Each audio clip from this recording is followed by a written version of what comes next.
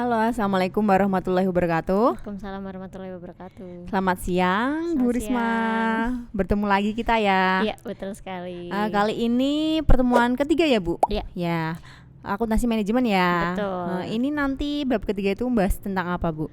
Kita akan ngomongin tentang anggaran untuk perencanaan dan pengendalian. Jadi langsung aja ya untuk mempersingkat waktu. Ya. Kita akan mulai dengan definisinya. Oke, Definisi silakan, Bu. anggaran adalah dia itu rencana keuangan untuk masa depan dan komponen kunci dari perencanaan. Jadi anggaran di sini mengidentifikasi sasaran dan tindakan yang dibutuhkan untuk mencapainya.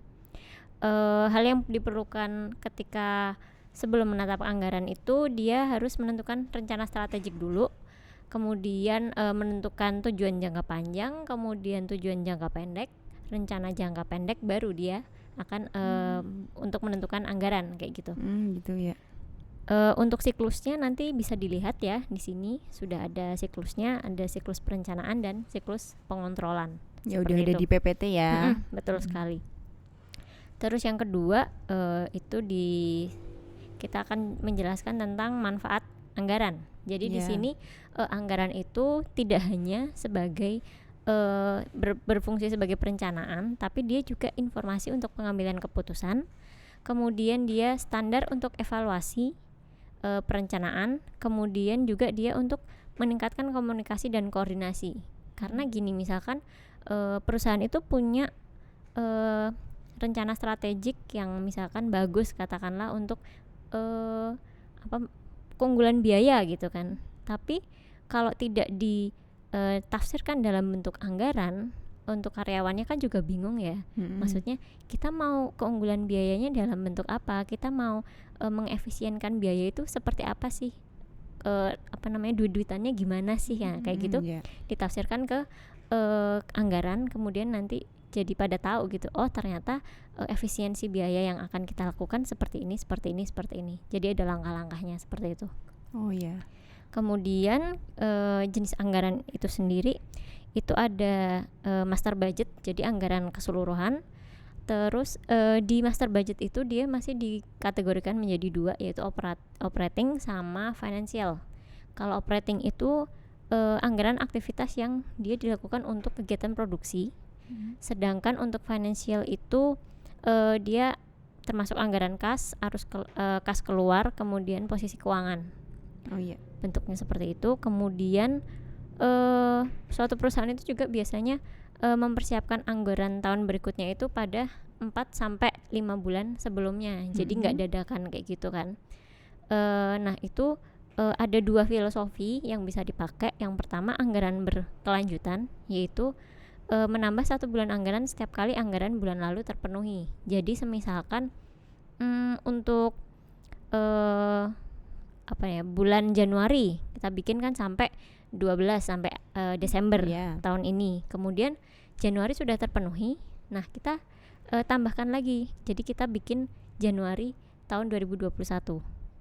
Jadi setiap kali Februari juga udah terpenuhi, kita bikin lagi 1 bulan di depannya kayak gitu. Berarti langsung ke jangka panjangnya tahun ke depannya itu ya, Bu ya? Jadi kayak bagaimana di saat itu kita tetap pegang 12 bulan gitu. Iya. Tapi nggak harus mulai dari Januari gitu. Terus yang kedua, dia bisa anggaran yang selalu diperbaharui. Jadi misalkan kita bikin anggaran itu 12 bulan. Iya. Terus Januari ternyata ada evaluasi. Nah, Februari sampai Desember ini bisa kita perbaiki anggarannya kayak gitu. Jadi Januari kayak gini nih, ternyata mungkin harga bahan bakunya naik atau gimana. Nah, kita langsung nggak usah nunggu periode berikutnya, kita langsung untuk bulan Februari kita ada modifikasi kayak gitu. Jadi tidak harus nunggu periode selanjutnya. Terus di sini ada dia bagan komponen anggaran induk. Jadi setiap anggaran itu pasti dimulai dengan perkiraan penjualan jangka panjang. Kenapa kok kita perkiraan penjualan jangka panjang bukan perkiraan produksi misalkan? Karena suatu perusahaan meskipun dia memproduksi, tapi kalau nggak dijual sama aja nggak dapat laba gitu ya.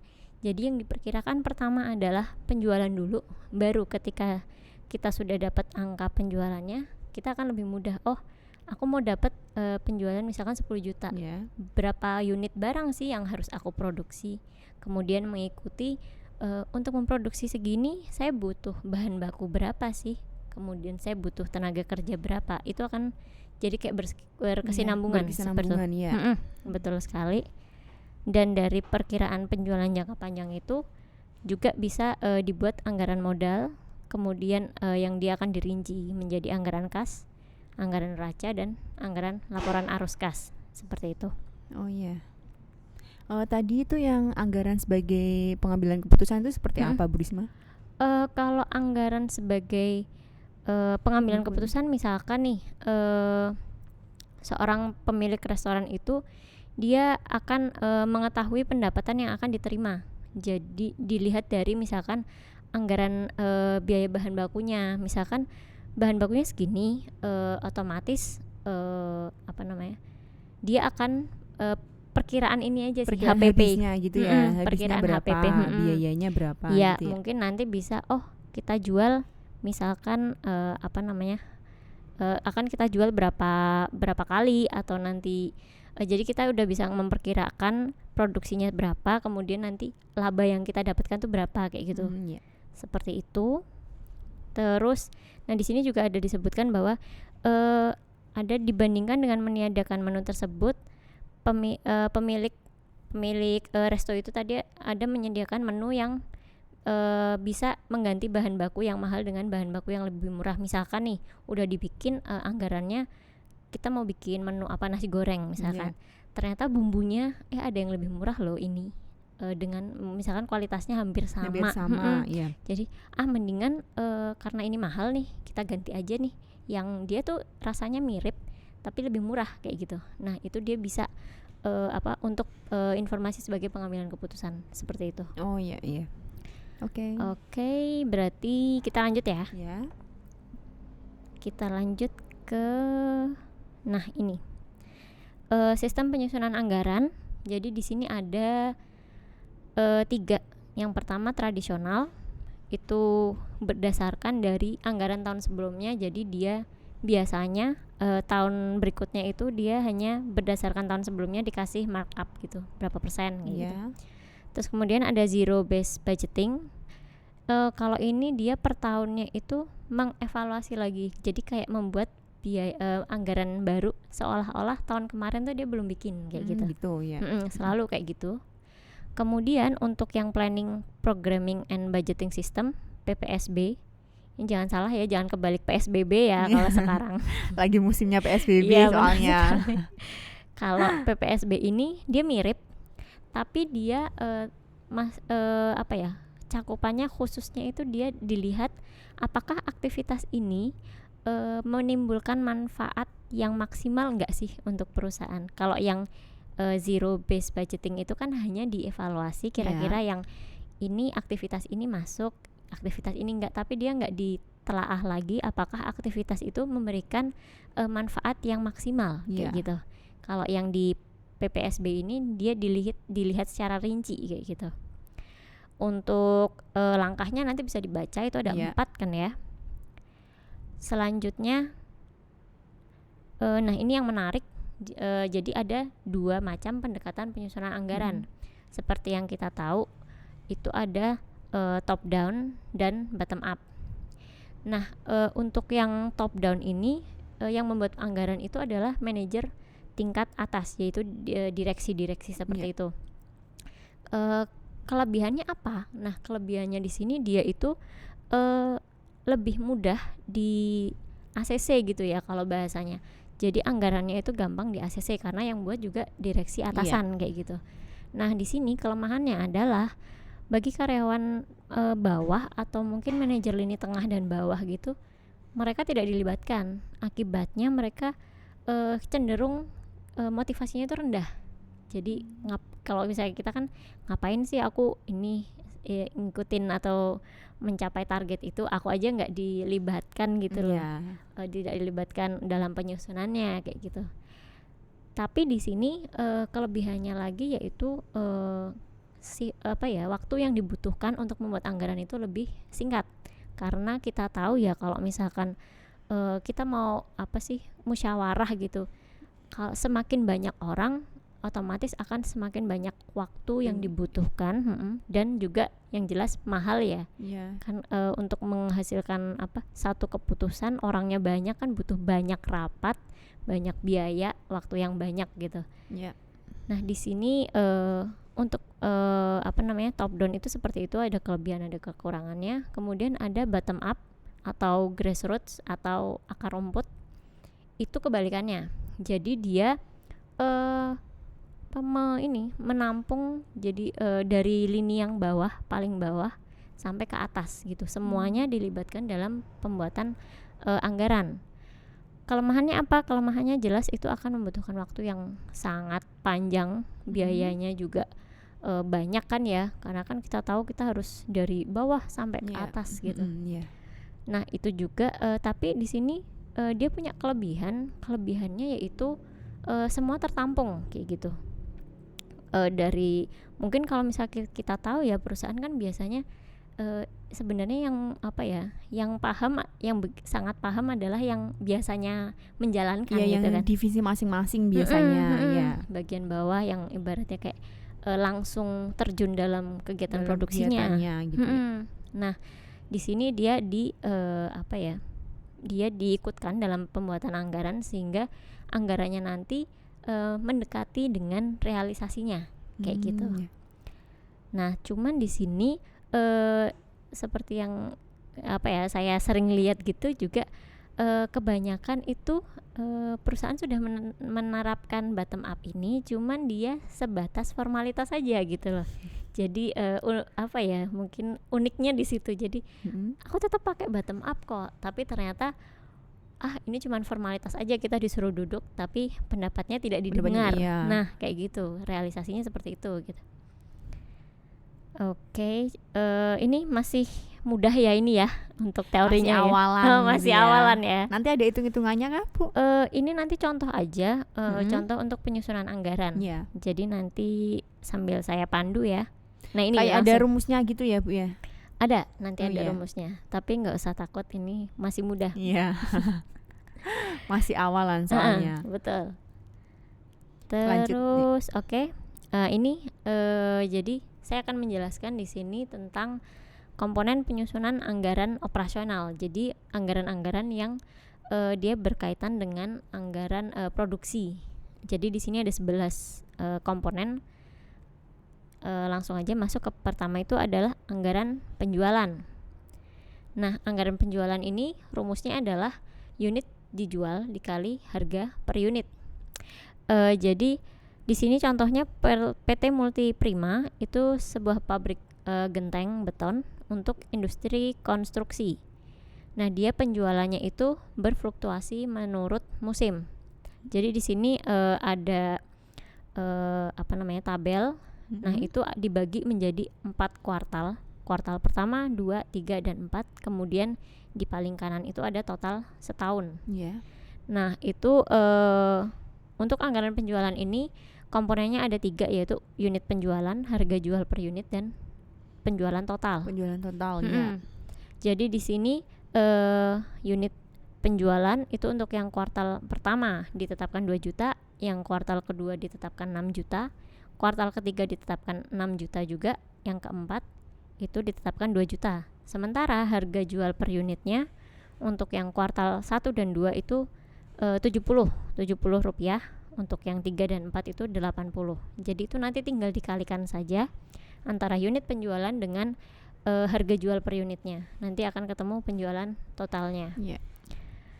Nah, untuk yang kedua di sini kita karena sudah menentukan anggaran penjualan, otomatis kita akan menentukan anggaran produksinya. Nah, pertama kali yang harus diketahui ketika akan menentukan anggaran produksinya yaitu kita harus tahu persediaan akhir dan persediaan awal barang. Nah, di sini di soal hanya diketahui persediaan akhir dengan asumsi persediaan akhir di kuartal keempat itu akan menjadi persediaan awal di kuartal pertama. Jadi kayak dia muter. Persediaannya dibikin segitu aja gitu.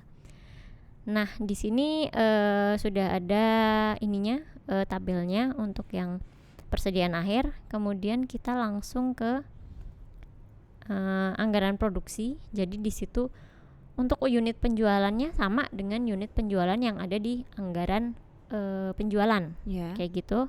Kemudian yang kedua, kolom kedua itu ada persediaan akhir. Nanti silakan tinggal dimasukin aja. Untuk kuartal pertama 500, kuartal kedua 500 juga, kuartal 3 100, dan kuartal keempat itu 100. Kemudian dia ditambahkan untuk mengetahui jumlah kebutuhan keseluruhan. Jadi antara unit penjualan dengan persediaan akhir. Kemudian nanti dikurangi dengan persediaan awal. Itu nanti jumlah kebutuhan totalnya itu tadi dikurangi dengan persediaan awal. Kemudian dia menghasilkan unit yang akan diproduksi. Seperti itu. Oke, kita lanjut lagi. Setelah kita membuat anggaran produksi, nah di sini ada anggaran pembelian bahan baku. Sebelum kita produksi, maka kita harus punya bahan baku. Betul sekali. Jadi perkiraan penggunaan bahan baku untuk produksi itu ditentukan berdasarkan hubungan input output. Jadi semakin banyak, maka semakin banyak produksinya, maka bahan bakunya juga betul sekali. Nggak mungkin kita mau bikin roti 10 terus tepungnya cuma 1 gitu kan ya. Roti 20 tepungnya tetap 1 kan nggak mungkin gitu. Nah di sini rumusnya ada pemilihan bahan itu dalam unit itu sama dengan persediaan akhir bahan baku yang diinginkan ditambah perkiraan penggunaan bahan baku dikurangi dengan persediaan awal bahan baku. Di sini udah ada diketahui sebuah genteng beton membutuhkan 0,26 kilo bahan. Nah, campuran bahan tersebut itu relatif sama untuk sebuah genteng beton. Jadi dikira-kira bahwa satu produksi itu membutuhkan 0,26 kilogram bahan. Nah, kemudian di sini yang diketahui lagi adalah si PT Multiprima ini dia menetapkan persediaan pada akhir kuartal 3 dan keempat itu 50 kg. Sedangkan untuk persediaan di kuartal 1 dan kedua itu sebesar 80 kg. Nah, ini nanti akan dipakai di tabelnya ini. Jadi untuk yang unit yang akan diproduksi ini dia itu mengambil dari total yang ini, yang anggaran anggaran produksi. Jadi dia bukan lagi dari penjualan, tapi dia dari unit yang akan diproduksi. Seperti itu dikalikan dengan bahan baku. Untuk yang slide kedua, untuk yang baris kedua baris kedua itu nanti dikalikan dengan bahan baku. Kemudian ketemu kebutuhan produksi per kilo. Jadi kebutuhan produksi dalam kilogram maksud saya. Jadi nanti kemudian akan ditambah dengan persediaan akhir yang diinginkan. Kalau untuk yang kuartal pertama itu 80.000, jadi nanti kebutuhan produksi yang 624 itu nanti ditambah dengan persediaan akhir yang 80.000 tadi. Hasilnya adalah kebutuhan total ini masih dalam bentuk kilo. Kemudian kita kurangi dengan persediaan awal. Persediaan awal yang kuartal pertama itu didapat dari persediaan akhir yang kuartal keempat gitu. Betul sekali. Nah, terus nanti akan jadi bahan baku yang akan dibeli. Itu sudah bersih, itu masih dalam kilogram. Karena kita membutuhkan informasinya dalam bentuk rupiah, maka kita kalikan dengan biaya bahan per kilo. Nah, itu hasilnya adalah biaya pembelian total dalam jumlah 65.400.000 rupiah gitu. Oke, saya jeda sedikit agar bisa bernafas terlebih dahulu. Nah, setelah kita penjualan, kemudian kita membuat anggaran produksi bahan baku, otomatis bahan baku tidak akan bisa menjadi produk kalau nggak ada tenaga kerja. Nah, di sini ada dua, yaitu tenaga kerja langsung dan nanti ada overhead. Karena ada tenaga kerja tidak langsung juga gitu. Nah, untuk tenaga kerja langsung ini dia rumusnya adalah unit yang diproduksi itu nanti akan dikalikan dengan jam tenaga kerja langsung per unit. Kemudian nanti dikalikan dengan tarif upahnya. Nah, di sini contohnya si PT Multiprima ini membuat 100 buah genteng beton, dan untuk membuat 100 buah genteng beton itu dia butuh 1,5 jam. Kemudian itu nanti dibagi aja ya 1,5 jam, kemudian dibagi 100 buah itu akan menghasilkan 0,015 jam per unitnya. Kayak gitu. Nah, ini ada tambahan lagi informasi bahwa tarif upahnya itu adalah 800 per jam. Jadi tarif upah di sini itu didapatkan dari rata-rata upah yang dibayar. Jadi kan biasanya kan ada yang lebih senior itu lebih mahal, atau mungkin divisi apa lebih mahal apa. Gitu. Nah, ini semuanya dijadiin satu kemudian di rata-rata. Seperti itu.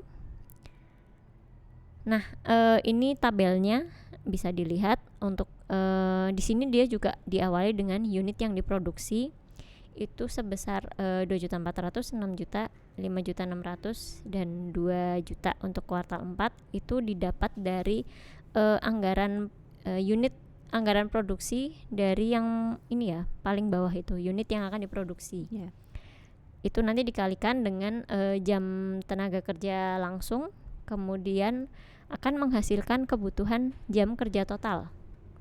Setelah ketahuan nih jam kerja totalnya 36 juta, kemudian dia dikalikan dengan 36.000 jam, itu nanti akan diuangkan dengan cara dikalikan dengan upah. Upahnya 800 dan dia akan menghasilkan angka 28.800.000. Untuk yang kuartal kedua juga sama, 72 juta itu. Kuartal selanjutnya juga sama. Nah, ini lagi kita akan ngomongin tentang overhead. Bagaimana kalau yang tenaga kerja yang tidak langsung itu dia masuknya ke sini, ke overhead. Jadi di sini anggaran overhead itu terdiri dari dua ya, overhead tetap dan overhead variabel. Betul sekali. Nah, untuk overhead variabel ini dia dibikin satu tabel kayak gitu yang berisi komponen-komponen yang membentuk overhead variabel itu. Kalau di sini contohnya dia perlengkapan pabrik, tenaga kerja tidak langsung dan listrik pabrik. Begitu. Dia di sini dirinci biaya per jamnya dan ada juga biaya per unitnya. Jadi contohnya untuk yang perlengkapan pabrik itu per jam dia yang dibutuhkan biayanya adalah Rp200. Sementara jika dihitung per unit, maka perlengkapan pabrik satu unit itu sebesar Rp3. Untuk yang tenaga kerja tidak langsung juga sama, dihitung per jamnya 466,67 dan per unitnya 7. Listrik pabrik 133,33 untuk per jamnya, untuk per unitnya Rp2. Nah, itu nanti di total. Kemudian totalnya itu akan masuk ke sini penentuan di tarif overhead variabel. Jadi di sini kebetulan angkanya itu sama antara total tarif overhead variabel dengan tarif upah gitu. Sama-sama 800, tapi ternyata komponennya berbeda gitu. Jadi nanti untuk yang tadi sudah dihitung itu yang tarif overhead variabel itu nanti dikalikan dengan jam kerja. Karena asumsinya gini, tidak akan ada proses jika pekerja yang tidak langsung tadi kan juga tidak mungkin bekerja kalau misalkan jam dia di luar jam kerja jam tenaga kerja langsung gitu. Jadi di sini tarif overhead variabelnya itu tetap dikalikan dengan jam tenaga kerja yang dianggarkan, yang langsung tadi. Yang langsung. Betul sekali kayak gitu. Kemudian, nah di sini overheadnya itu kan tidak hanya yang variabel, jadi dia juga ada overhead tetap. Nah, overhead tetap ini dia sudah ditentukan dari perusahaan. Itu biasanya bentuknya per tahun. Jadi nanti dia dibagi saja dengan ada berapa kuartal. karena ini dia pakai 4 kuartal, jadi dia dibagi 4. Dan setiap kuartal itu dibagi rata, karena di sini tidak ada penentuan misalkan untuk kuartal ketiga atau keempat lebih besar atau seperti apa gitu, enggak. Jadi semua dibagi rata kayak gitu. Di sini overhead tetap yang dianggarkan itu sebesar 32 juta. Kuartal 1, kuartal 2, kuartal 3, kuartal 4 juga sama. Kemudian hasil dari overhead variabel yang tadi kemudian ditambah overhead tetap yang dianggarkan itu akan membentuk total overhead. Nah, oke, kita udah ngomongin penjualan, produksi, bahan baku, kemudian tenaga kerja, overhead juga. Kita akan ngomongin persediaan akhir barang jadi. Jadi di sini rumusnya anggaran biaya persediaan akhir barang jadi sama dengan unit persediaan akhir dikali dengan biaya per unit.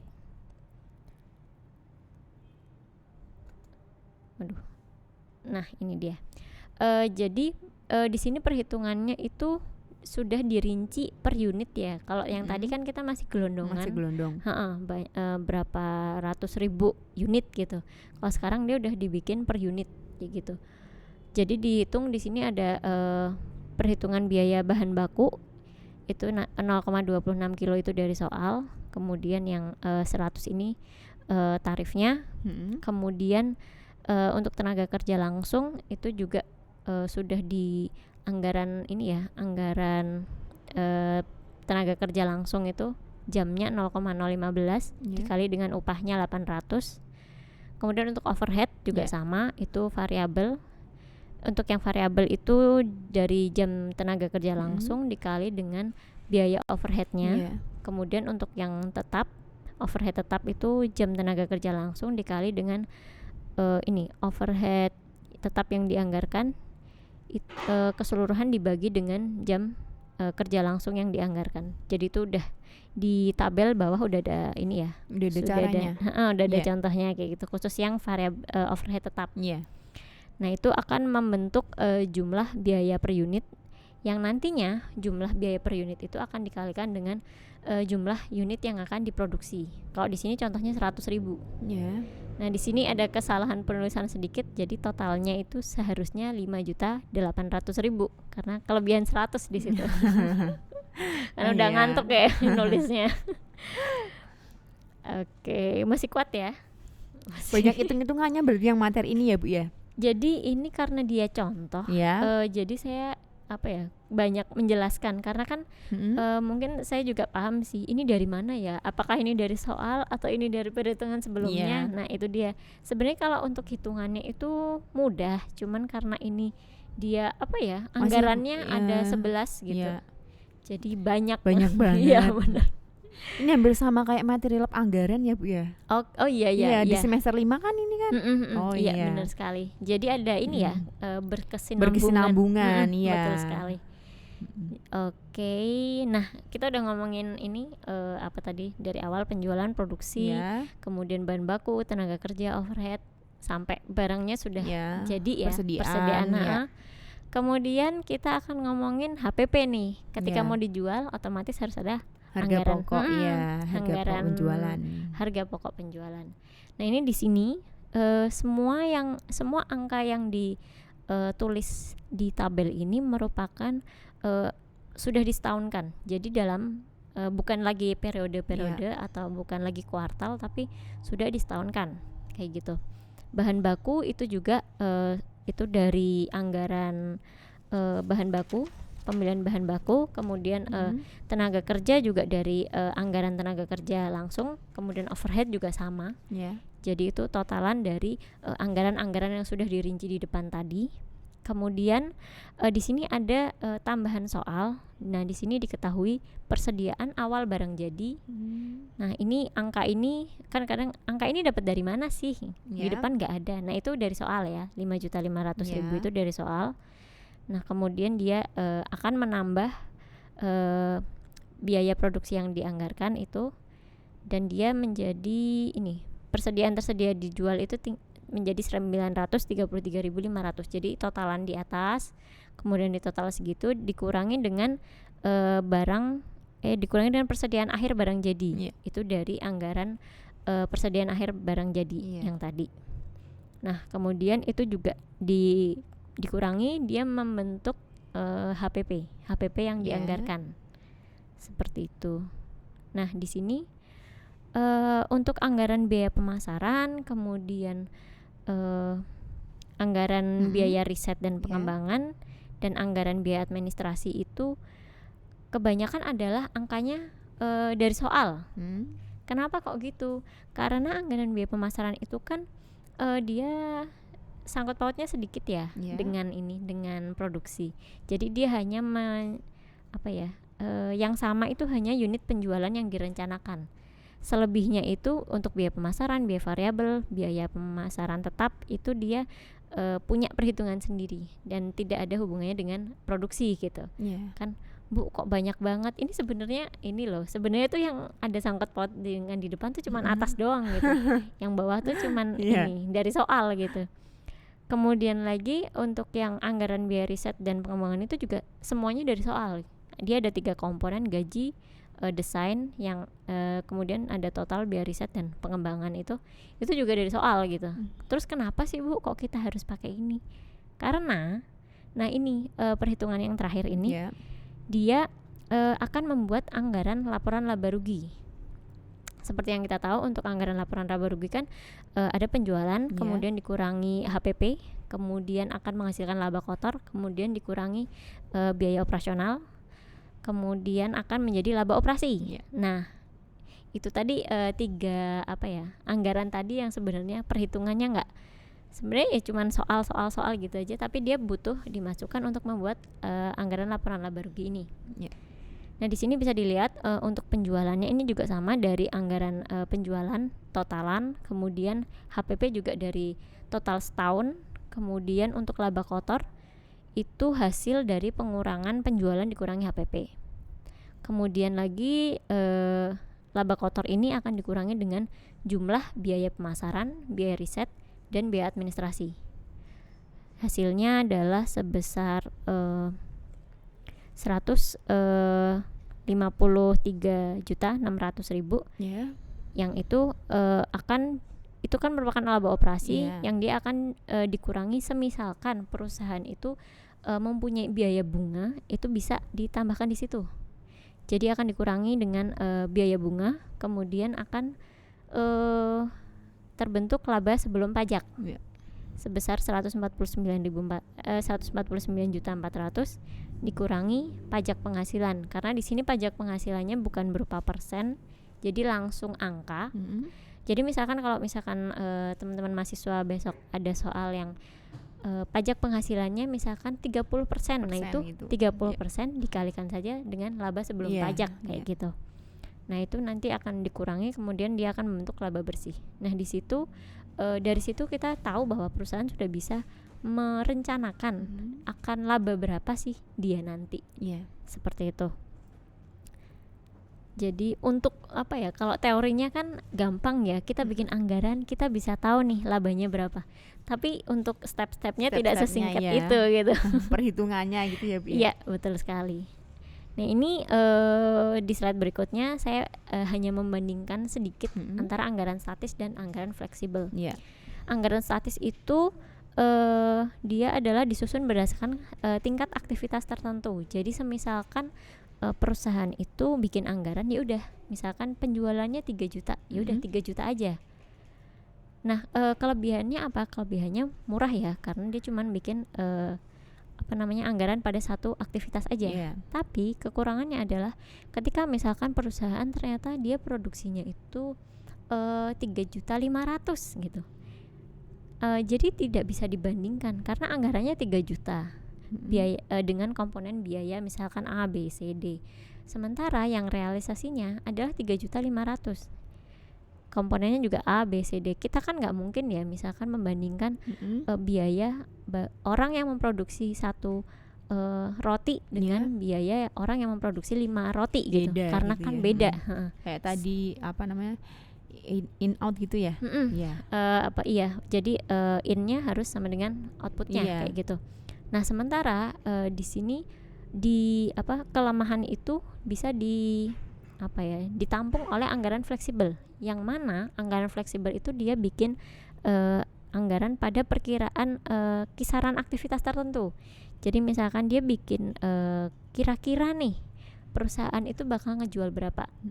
Ada 3 juta, dia bikin perkiraan 3.500.000 juga, dia bikin perkiraan misalkan 4 juta juga gitu. Jadi ada kisarannya. Misalkan perusahaan bikin 3.500.000, di situ anggarannya juga sama nih, udah ada nih. Jadi dia bandingkan antara biaya yang dianggarkan untuk penjualan yang 3.500.000 dan ini realnya tuh 3.500.000 gini, bisa comparekan gitu. Nah itu nanti dia bisa jadi bahan analisis. Makanya saya katakan di PPT ini bahwa anggaran statis itu tidak banyak berguna untuk pembuatan laporan kinerja, dan dia juga nggak bisa untuk evaluasi kayak gitu. Oke, yang selanjutnya saya akan ngomongin di sini dimensi perilaku dalam penganggaran. Jadi dikarenakan anggaran itu kan dia itu juga dia mempengaruhi perilaku baik secara positif atau negatif gitu ke manajer. Nah, perilaku positif itu terjadi apabila tujuan individu manajer itu selaras dengan tujuan organisasi. Jadi tercapai goal congruence gitu. Nah, sistem penganggaran yang ideal itu yang dapat mencapai keselarasan tujuan itu. Jadi istilahnya manajer itu nggak ngakalin bagaimana caranya kayak menetapkan target terlalu rendah, anggaran terlalu rendah atau terlalu tinggi gitu. Tapi dia juga bisa membuat anggaran yang sesuai dengan yang dibutuhkan. Sesuai realisasi, kemudian yang nggak terlalu tinggi juga tapi bisa dicapai kayak gitu. Nah di sini saya lanjutkan ke slide yang terakhir, yaitu ada karakteristik sistem penganggaran yang baik. Jadi penganggaran yang baik itu dia harus memberikan umpan balik yang sering atas kinerjanya. Jadi harus ada evaluasi yang berkala seperti itu. Kemudian kan nggak bisa kan ya kita kita cuman kasih anggaran di tahun pertama Januari, ternyata sampai akhir tahun nggak ada evaluasi gitu. Ini anggarannya bener apa enggak? Setelah kita evaluasi di akhir, ternyata wah penyimpangannya jauh banget kayak gitu. Kemudian ada insentif keuangan dan non keuangan. Nah di sini penting sekali untuk motivasi dari karyawan. Jadi dia itu harus ada insentifnya. Jadi kalau misalkan positif itu dia itu dikasih reward apa gitu. Kalau negatif juga dia dapat peringatan gitu. Terus kemudian ada penganggaran partisipatif. Jadi karyawan itu diikutkan dalam membuat anggaran, kemudian standarnya realistis dan biayanya itu bisa dikendalikan. Dan yang terakhir ada ukuran kinerjanya itu banyak, nggak cuman keuangan aja gitu. Oke, cukup sekian. Cukup sekian materi, materi bab 3 kali ini. Agak panjang ya. Terima kasih waktunya Bu Risma. Oke. Assalamualaikum warahmatullahi wabarakatuh. Waalaikumsalam warahmatullahi wabarakatuh.